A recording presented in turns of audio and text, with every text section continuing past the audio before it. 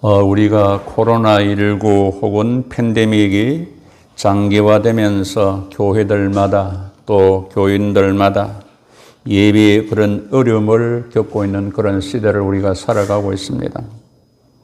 예배의 위기는 바로 신앙의 위기를 가져왔습니다. 이런 상황 속에서 신앙생활이 혹은 예배 생활이 더 강화되고 더 강해지는 사람도 있고 더 기도하는 사람도 있고 더 말씀을 붙드는 사람, 더 경성하는 사람이 있는가 하면 오히려 신앙이 무너지고 또 신앙이 약화되고 신앙이 식어지고 하나님과 멀어지는 그런 사람도 있습니다.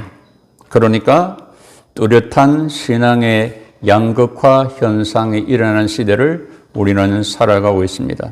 이때 하나님께서 우리에게 예비하신 종말론적인 그런 말씀을 여름을 맞이해서 우리가 받게 되어졌습니다.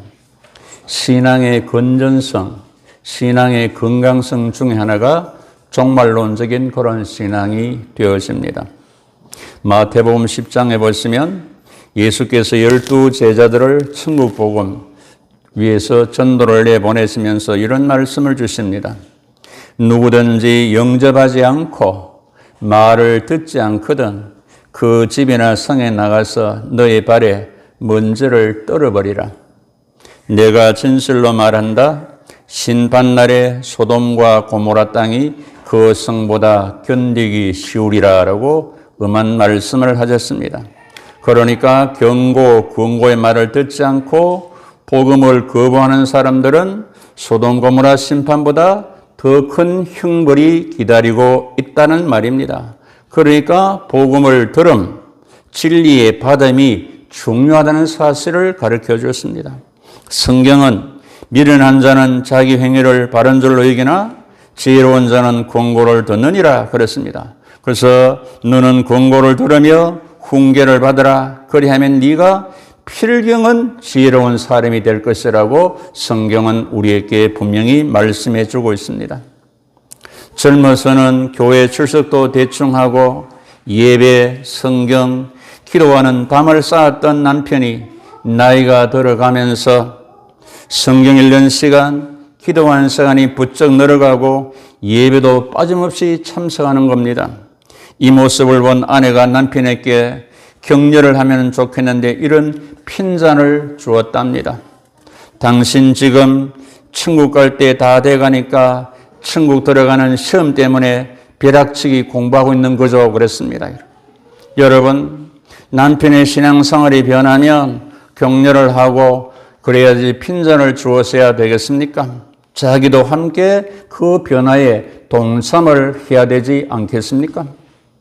지난 세간에 우리는 소돔 고모라 시대의 그 시대와 현대 시대의 상황을 우리가 비교 검토하면서 하나님의 종말론적인 심판은 반드시 있다. 그렇지만 의로운 사람은 반드시 구원받는다는 그런 말씀을, 요새 말씀을 우리가 배웠습니다. 소돔 고모라의 멸망, 그 심판 사건은 하나의 역사적인 사건으로 끝나는 것이 아니고 종말 시대의 모형으로서 말세를 만난 우리들에게 경계로 혹은 경고로 거울로 본보기로 보여주심으로 알고 우리는 하나님의 말씀을 바르게 듣고 하나님의 법에 그 경고에 귀를 기울이고 경성하고 깨어나서 예비하고 준비해서 구원에 탈락하지 않고 구원을 받아야 된다라고 전거했습니다. 오늘은 이제 두 번째 시간으로 본문에 등장하는 활동하고 있는 두 천사에 대해서 배우면서 이 말씀을 우리가 은혜를 받고 능력을 갖고자 합니다. 하나님께서는 죄악이 가득하고 타락한 소돔 고모라 성에 두 천사를 보내어서 하나님이 명하시는 바를 준행하고 있음을 우리는 보게 됩니다. 그러면 먼저 하나님이 보내신 이 두 천사는 누구인가? 이 두 천사는 바로 예수 그리스도를 예표한다고 할 수 있습니다. 동시에 마지막 시대에 쓰임받는 추수하는 하나님의 종이라고 할 수가 있습니다. 그러니까 하나님이 보내심을 받은 자라는 말입니다. 요한복음 17장 18절에 아버지께서 나를 세상에 보내신 같이 나도 그들을 세상에 보냈다. 예수님께서 하나님께서 예수님을 이 땅에 보낸 같이 예수님도 제자들을 향해서 그들을 세상에 보냈다고 말씀합니다. 그러니까 모세를 보내서 자기 백성 이스라엘 백성을 구원했죠. 노아를 통해서 자기 가족이 구원받도록 했습니다.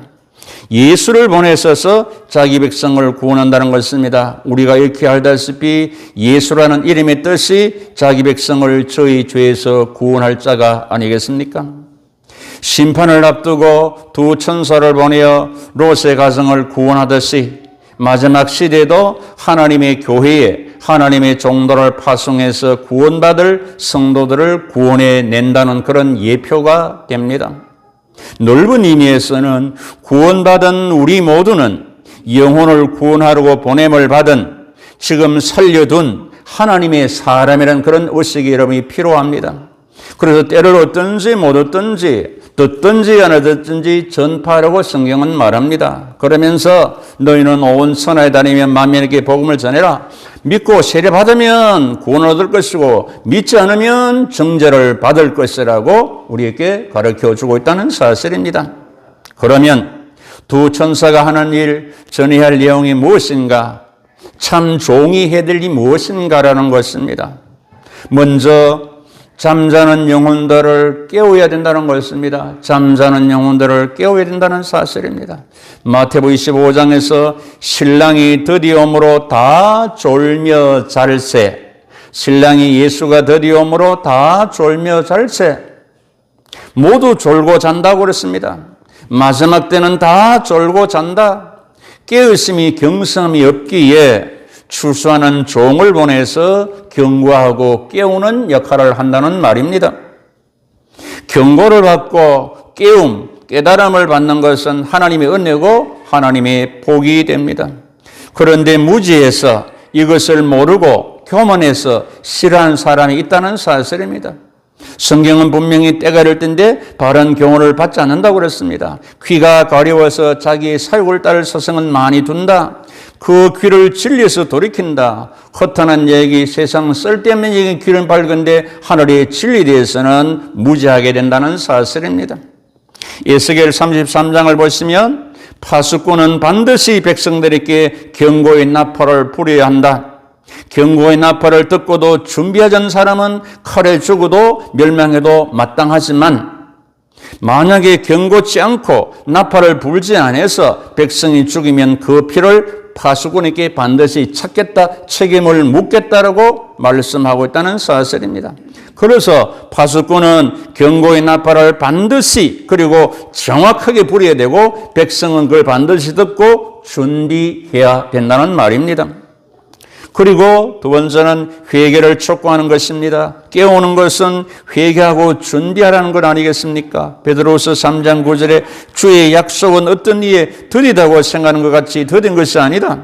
오직 주께서는 너희를 위하여 오래 참으사 아무도 멸망치 아니하고 다 회개하기 위해서 그렇게 참고 있다라고 말씀합니다. 지금까지 회개의 기회를 주시고 있는 것입니다. 우리를 구원받게 하기 위해서. 어쩌면 100년 전에 예수님 오실 때면 우리는 구원받지 못할 수도 있었습니다. 복음이, 살림이, 구원이, 천국이 선포되는 곳에서는 반드시 먼저 회개가 증거되고 선포됩니다. 예수님께서도 회개하라, 천국이 가까이 왔다. 때가 찼고 하나님 나라가 가까이 왔으니 회개하고 복음을 믿으라 그랬습니다. 초대교회도 베드로 사도가 회개에 있으려고 할 때에 우리가 어찌할까 하며 회개했습니다. 거기에 성령의 역사했던 것을 우리는 기억합니다. 계속에 나오는 말세 교회의 상징인 라오디게아 교회를 향하여 주님은 물은 내가 사랑하는 자를 책망하며 징계하노니 그러므로 네가 열심을 내라 회개하라고 말씀합니다. 그러니까 마지막 시도 역시 회개를 촉구해야 되는 것임을 말씀하고 있다는 사실입니다. 하나님의 사랑받는 택한 백성은 책망, 징계해서라도 회개시켜 구원하는 것입니다. 말세 시대의 성도가 두 가지를 꼭 반드시 해야 됩니다. 항상 깨어있는 것이고 항상 회개해야 된다는 것입니다. 경성하고 깨어 있어야 된다는 사실입니다. 다른 말로 하면은 신부단장하고 예비하고 준비해야 된다는 말입니다. 그리고 심판을 멸망을 경고하는 것입니다. 오늘 13절에 그들에 대한 부르짖음이 여호와 앞에 크므로 여호와께서 이곳을 멸하시리고 우리를 보내셨나니 우리가 멸하리라 그렇습니다. 심판 멸망을 경고하고 있습니다. 하나님이 보내신 목적 그대로 심판을 경고해야 되는 것입니다. 하나님께서는 일방적으로 심판을 향하지 않으시고 먼저 경고하시고 피할 길을 주시고 회개의 기회를 주시고 그 다음에 심판하신다는 말입니다.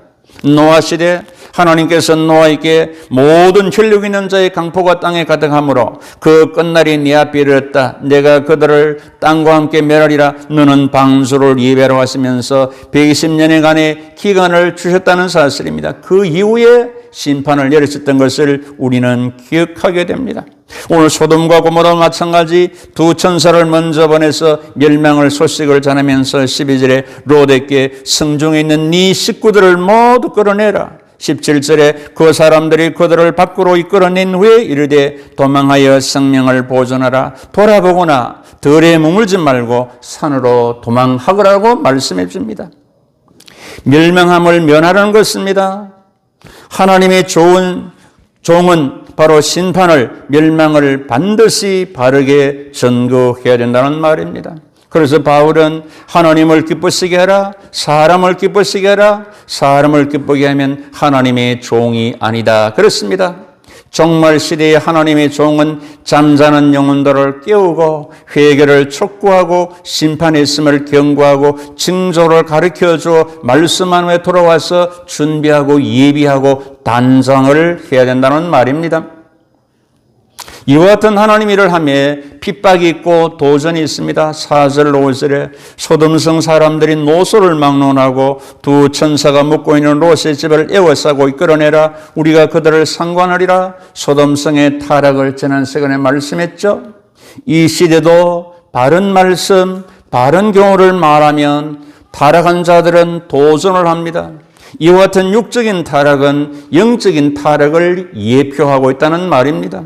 그래서 야고보 4장에서 가난만한 여인들아 세상과 벗된 것이 하나님과 원수됨을 알지 못하느냐. 그런즉 누구든지 세상과 벗이 되고자 하는 자는 스스로 하나님과 원수가 되는 것이다. 세상과 벗됨은 영적인 간음, 그건 결과 하나님과 원수되는 그런 덩식이 생김을 말씀을 하고 있습니다. 그래서 계시록 6장 13절에 하늘의 별들이 무화과나무가 대풍에 흔들려 서리은 열매가 떨어지는 같이 땅에 떨어지며 그렇습니다. 별들이 떨어지는데 여기 별은 바로 주의 종도를 말합니다. 마지막 때에 사탄이 타락한 자들이 주의 종도를 떨어뜨리고 교모의 혹은 굉장한 핍박으로 도전해 올 것이라는 사실입니다. 본문에처럼 에워쌀 것입니다. 끌어낼 것입니다. 여러분들에게도 사탄은 믿음을 빼앗으려고 에워싸고 사방에서 공격할 것입니다. 그래서 베드로 사도는 경고했습니다. 만물이 마지막에 가까웠으니 그러면 너희는 정신 차리고 근신하여 기도하라. 삼킬 자를 찾나니 너희는 믿음을 굳건히 하여서 그를 대적하라. 이는 세상에 있는 너희 형제들을 동일한 고난을 당한 줄 알미라. 그렇습니다. 마지막에는 우는 사자같이 덤빈다는 사실입니다. 거기서 우리는 단호히 이겨야 됨을 성경은 말씀하고 있습니다. 두 천사를 보십시오. 능력을 행하고 있음을 보게 됩니다. 9절 11절에 소돔 고모라 사람들이 롯의 만류에도 불구하고 문을 부수고 들어오자 천사가 그 사람들의 눈을 어둡게 하므로 그들이 문을 찾는다고 헤매었다라고 말씀합니다. 하나님께서는 하나님의 일을 하는 자를 반드시 보호하고 능력을 주시고 승리케 하신다는 말입니다. 육의 힘이 아니라 이기는 것이 아니라 바로 영의 능력으로 하나님의 권세로 예수의 힘으로 이기게 되는 것임을 가르쳤습니다. 사탄의 세력이 아무리 강해도 예수 이름으로 이기는 것입니다. 마귀의 유혹이 아무리 교활해도 하늘의 지혜로 이기는 것입니다. 불같은 핍박이 와도 하늘의 권세로 성령의 능력으로 우리는 승리해 나갈 수가 있다는 사실입니다. 여러분, 작은 불은 바람이 불면 꺼지지만 큰 불꽃은 바람이 불면 불수록 더 불이 커져 나간다는 사실입니다. 활활 타오르게 된다는 말입니다. 그래서 계시록 11장 5절에 만일 누구든지 그들을 해하고자 하면 그들의 입에서 불이 나와서 그들의 원수를 삼켜버릴 것이요 누구든지 그들을 해하고자 하면 반드시 그와 같이 죽임을 당하리라고 그렇게 말씀하고 있습니다. 하나님 일을 방해하는 사람은 그 세력들은 불같은 말씀의 권세로 결국은 승리하게 될 것임을 우리에게 가르쳤습니다. 그렇습니다. 불같은 시험 많으나 겁내지 맙시다. 구주의 권능 크시니 이기고 남겠네. 그런 찬송이 있지 않습니까? 마지막 때는 7명의 역사와 철저한 권사를 주어서 승리케 한다고 하셨습니다. 그러므로 종말 시대를 이기기 위해서는 살아있는 하나님 말씀의 권세로 성령의 소멸하는 능력으로 십자가의 권능으로 단단히 우리는 무장을 잘 해야 된다는 말입니다. 이스라엘 백성들이 출애굽할 때 바로의 능력이 강한 것 같아도 방해를 해도 하나님의 백성은 하늘 권세로 죽음을 이기는 권세로 보혈의 능력으로 마귀의 세력을 이겨서 바로 출애굽했다는 사실을 우리는 기억하게 됩니다. 그러면 궁극적으로 두 천사가 승리한 것은 롯을 구원하기 위한 것이었습니다. 즉 택한 백성을 구원하기 위한 것이었습니다. 하나님의 백성은 승리한다는 사실입니다. 15절 16절을 보시면 천사가 롯을 재촉하면서 네 아내와 두 딸을 이끌어내라. 롯이 지체하니까 천사가 롯과 그 아내와 두 딸의 손을 잡아 인도하여 성 밖에 두니 여호와께서 그에게 자비를 더하심이라. 그렇습니다. 우리가 구원받는 것은 지금이든지 종말시든지 하나님의 은혜로 우리가 구원을 받게 되는 것입니다. 구원받는 것은 하나님의 전적인 은혜, 전적인 사랑, 전적인 자비라는 말입니다. 구원은 전적인 하나님의 은혜입니다. 두 천사처럼 지체하면 급하면 강권적이라도 이끌어내서라도 구원하신다는 말입니다. 그래서 에베소 2장 8절에 너희는 그 은혜를 인하여 믿음으로 말미암아 구원을 받았나니 이것이 너희께서 난 것이 아니요 하나님의 선물이라. 하나님의 은혜로 우리가 구원받았음을 증언합니다. 누가복음 14장에서는 주인이 종에게 이르되 길과 산울타리로 나가서 사람을 강권하여 데려다가 내 집을 차라. 강권에서라도 우리는 구원시켜야 됨을 성경은 말씀하고 있다는 사실입니다. 23절을 보십시오. 롯이 소아래에 들어갈 때에 완전히 피했을 때에 해가 돋았더라. 무슨 말입니까? 빛이 말씀이 어둠을 마귀를 이겼다는 말이고 최종적 승리는 의의 태양이신 예수 때문에 예수 있기로부터 이루어진다는 것입니다. 성도는 최후적으로 승리함을 우리에게 가르쳤습니다. 그래서 24절을 보시면 롯이 소아래에 들어오자 소돔 고모라의 유황불이 내리게 되는 것을 우리는 보게 됩니다. 사랑하는 성도 여러분, 롯처럼 지체하지 마십시오. 강제라도 이끌려 따라 나오십시오. 강권적으로 잡아당길 때 따라오십시오. 그래야 살아납니다. 예배생활, 말씀생활, 기도생활, 헌금생활, 헌신생활, 자원적, 자발적으로 하면 좋겠지만 마지막 때에는 때로는 강권적으로라도 이끌을 때 거기에 딸려 나오면은 우리가 구원을 받게 되어진다는 말입니다. 그래서 계시록 22장 16절에 나 예수는 교회를 위하여 내 사자를 보내어 이것들을 너에게 전하게 하셨다라고 우리에게 가르쳐주고 있습니다. 하나님께서는 택한 자기 백성들의 구원을 위하여 하나님의 사자들을, 하나님의 종도를 보내서 하나님 일을 하게 하신다는 말입니다.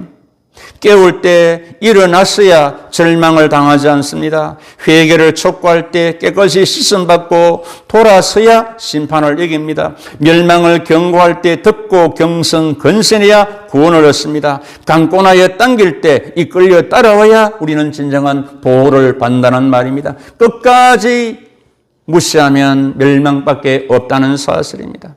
내일 주님이 재림하신다면 여러분 어떻게 사시겠습니까? 내일 내가 주님 앞에 간다면 여러분들은 어떻게 준비하겠습니까? 개혁자 루터의 말을 인용합니다. 나는 주님이 어제 돌아가셨고 오늘 부활하셨고 내일 재림하실 것을 알고 살아간다. 이 말로 여러분에게 대신합니다. 주님의 재림이 처음 믿을 때보다 더 가까워진 이때, 징조가 보이는 이때 두 천사 하나님의 종의 경고로 깨울 때 뻘쩍 깨어나시고 회개할 때에 정하게 씻고 돌아오셔서 경고할 때에 경성하셔서 강권할 때에 따라오셔서 모든 핍박을 이기시고 소돔 고모라성 같은 세상에서 심판 멸망을 당하지 않고 승리하시기를, 구원받으시기를, 한 영혼에도 구원하시기를, 자기 백성을 끝까지 사랑하시고 대적을 이기게 하시기를 구원과 승리를 주시는 주 예수 그리스도의 이름으로 축복하고 축원합니다. 여러분, 결론 말씀 다니엘 12장 14절입니다. 많은 사람을 옳은 대로 돌아오게 하는 자는 별과 같이 영원토록 빛나리라. 아멘. 기도합니다.